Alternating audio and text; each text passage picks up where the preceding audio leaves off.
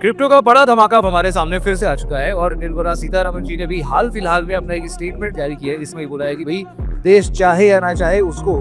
अपने stable coins पर focus करना ही पड़ेगा। स्टेबल कॉइन एक ऐसा क्रिप्टो की दुनिया है जहां पर उसकी वैल्यू बिल्कुल स्टेबल होती है कि मतलब वैल्यू मार्केट में कितनी भी ऊपर नीचे हो जाए लेकिन उस क्रिप्टो की वैल्यू ही ना बदले, इसी को हम बोलेंगे स्टेबल कॉइन्स। आप सबको पता है कि क्रिप्टो की दुनिया में कोई भी देश कितनी भी कोशिश कर ले क्रॉस कंट्री ट्रांसफर्स होते ही होते हैं, कितने ही लॉज रेगुलेशंस बन जाए लेकिन ये ट्रांजैक्शंस रुक नहीं पाते हैं और इसके चलते कई सारे लोगों को बहुत नुकसान झेलना पड़ता है। इसको रोकने के लिए अभी नया ये स्टेटमेंट आया है कि कंट्रीज को अब ये मान लेना चाहिए कि उनको स्टेबल कॉइन्स पर अपने आप को निर्भर करना ही पड़ेगा। एक तरफ जहां पर आरबीआई अपने इंडियन रुपीस के साथ साथ सीबीडीसी जो कि अपने आप में क्रिप्टो करेंसी है उसको लागू करने के पीछे पड़ा हुआ है और वहीं पर कुछ प्राइवेट कंपनीज को वो रोकता है कि भाई साहब हमारे देश में ये लीगल टेंडर नहीं बन पाएंगे। तो इसी उधेड़-बुन में अब हम या फिर हमारे देश इंडिया जैसे जितने भी हैं उन सभी को स्टेबल कॉइन्स पर धीरे धीरे आगे आना ही पड़ेगा। आप मुझे बताएं नीचे कि अगर अपनी इकोनॉमी को और ज्यादा स्टेबल करना है